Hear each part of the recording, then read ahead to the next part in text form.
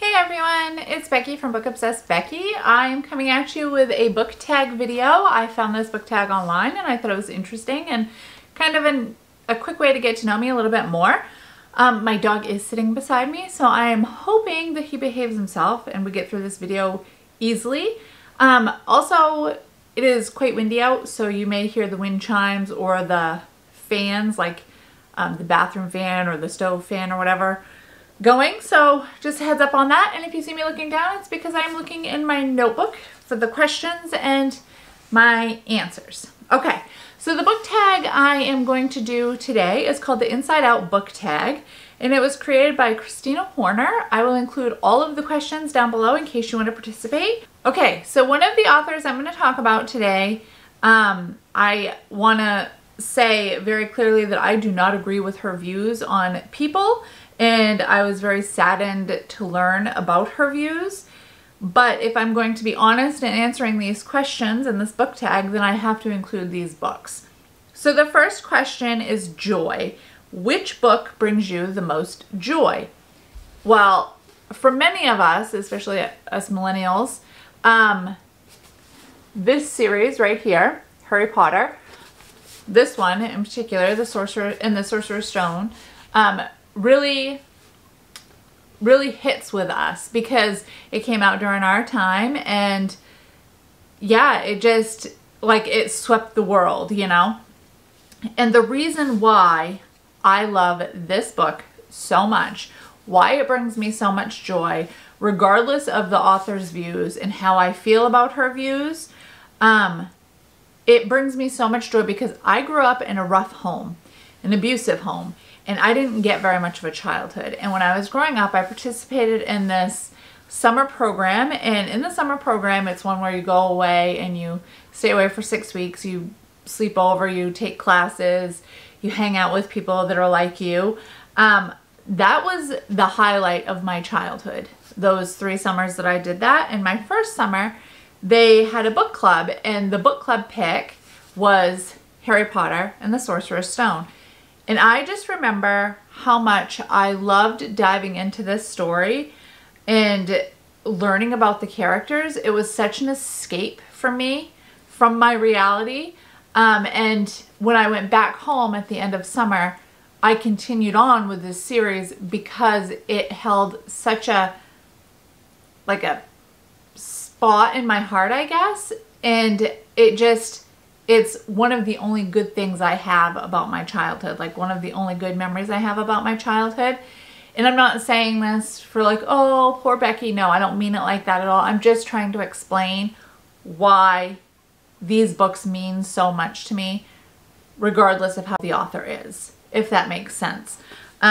So yes, this is the book that sparks the most joy with me because of all the memories I have attached to it, because this was one of the positives in my childhood. Okay, the next question is Disgust. Which book grossed you out the most? That is so simple for me to answer, and that would be Kayla. Kayla by Colin Walsh grossed me out the most. And I was excited to read this book. I read it for a book club. We meet at the end of the month, and I was excited to read it. It's a thriller. It takes place in 2003, the summer and the fall of 2003, following 6 kids, 3 boys, 3 girls. And then we jump to 2018, where you follow some of these same characters. And one of the girls from 2003 actually ends up missing. But the case is never really solved. So when you hit 2018, you know, the kids are adults now, and, you know, things start happening that kind of revolve around the character that ended up missing, which is Kayla. And I thought I would love it. It makes sense that I would love it. You know, it's kind of my time period. But it disgusted me. The animal cruelty in this book completely disgusted me. I gave it a 1 star for that reason. I couldn't get past it. I did notice that Goodreads, it has a fairly high rating on there. A lot of people seem to enjoy the book. I just, however, could not get past the animal cruelty. The next one is Fear, the book that scared you more than anything. Okay, so for real, I don't read scary books, but I did watch scary movies when I was younger, and I can think of one movie off the top of my head that terrified me. So that's the one I'm going to talk about, even though it's not a book. And that is Saw. I watched the first one and I was so scared. I was crying. And I watched it at night with my husband. And after the movie ended, I could not go to bed. I was like, I can't handle this. You need to check under the bed. You need to check the closets. I'm so freaked out. And I was like a blubbering mess. It was ridiculous, but I was so scared. I remember being so scared. I haven't watched another one since. I haven't really watched any scary movies since then. But yeah, that scared the crap out of me. Okay, the next category or the next question is on sadness. Which book made you cry the hardest? I have 3 books that I'm going to talk about. I asked my husband which book he thought it was that made me cry the most, and he nailed it.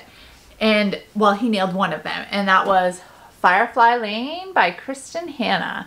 So in this book, we're spanning over 3 decades, and it's a moving and powerful story. At least I thought it was. We're following 2 women, their friendship, their lives, their careers, along with their love lives. And mainly what we're following, I mean, there's so much going on in the book, but we're always going back to their friendship and all the things that life threw at them, all the ups and downs. And yeah, I found it to be a fantastic ride. I loved it. I loved getting to know the characters. I love the time frame because I think it's like the 70s it starts in. I really loved it, but it was so heartbreaking. What happens to one of the characters in here. I was just a blubbering mess. Okay, the next book is, I'm sure people have heard of it, and I don't even know if I'm pronouncing it right, but it's called A Man Called Ove. And I loved this book. I loved the movie, and I bawled through both of them. I also think it's one of the most romantic things I've ever read, because this man right here, he just breaks my heart. We follow him. He has flashbacks from his younger years growing up and when he met his wife and the car crash and everything that happened to his wife. And then, of course, we're following him in present day where his wife has passed away. He's super lonely. He doesn't want to be here anymore without her, so he's definitely suicidal. And he tries to kill himself on multiple occasions, but things keep interrupting him. And then these neighbors move in next door and they just flip his world upside down. Everybody thought, or everybody thinks that he's such a curmudgeon, an old curmudgeon, and nobody wants to give him the time of day. But really what you discover about Ove is the complete opposite. He is so loving and caring, and he is mourning for his wife, and it just broke my heart in all the best possible ways. I was a mess. The next book I want to talk about that made me blubber, and probably this is one of the first books that really made me blubber because I was younger when it came out. And again, it involves Harry Potter, and that would be The Deathly Hallows. This book was everything. So like I said before, I grew up with Harry Potter. I could lose myself in the world. I felt like those characters were my friends, like they became a part of who I was and am. And when the series ended with this book, I was heartbroken because you follow them and it's such a long journey, years of following these characters and waiting for new books and new movies to come out. And when it was over, it was over. And it was heartbreaking. But not even just that. This book involves one of my absolute favorite characters, Snape. And he's my favorite character in all of like books and movies. I always come back to Snape. I love him. And the thing that happens to him in this book was devastating. And like seeing his memories, it broke my heart. I cried and cried and I loved it so much. Okay, the last question is on anger, and it's which book ticked you off the most? I have 2, and both of them are very similar, and I'll read you the blurb on each because it's been such a long time since I have read them and I don't want to mess anything up.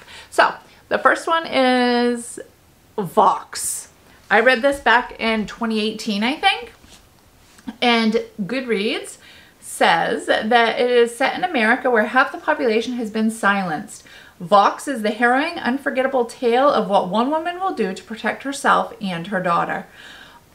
On the day the government decrees that women are no longer allowed to speak more than 100 words daily, Dr. Jean McClellan is in denial. That can't happen here. Not in America. Not to her. This is just the beginning. Soon women can no longer hold jobs. Girls are no longer taught to read or write. Females no longer have a voice. Before, the average person spoke 16,000 words a day, but now women only have 100 to make themselves heard.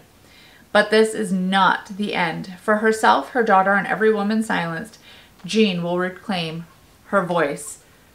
I think it's Jean. Maybe it's pronounced differently. But basically, these women have to wear like these cuffs that are attached that they can't remove. And once they get past 100 words, the cuff like gives them a shock. And the more words that they get past on that 100-word mark, the shocks get harder. And it just is completely infuriating. I loved it. I love this book so much, and if I think about it now, it still ticks me off to this day, and I had given it like a 4-star, I think. Okay, the last book I'm going to talk about, which infuriated me just as much, would be The Handmaid's Tale. I loved this book. I loved it, but I did not watch the Netflix series, and I will read you on Goodreads what it says because the back of the book doesn't really give much of a description. And again, like I said, it's been a while since I read it. So let me read it to you here. It says, Ofred is a handmaid in the Republic of Gilead. She may leave home on the She may leave the home of the commander and his wife once a day to walk to food markets, whose signs are now pictures instead of words because women are no longer allowed to read.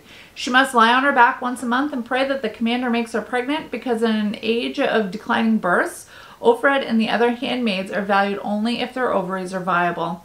Ofred can remember the years before when she lived and made love with her husband Luke, when she played with and protected her daughter, when she had a job, money of her own, and access to knowledge. But all that is gone now. Funny, unexpected, horrifying, and altogether convincing, The Handmaid's Tale is at once a scathing satire, dire warning, and tour de force.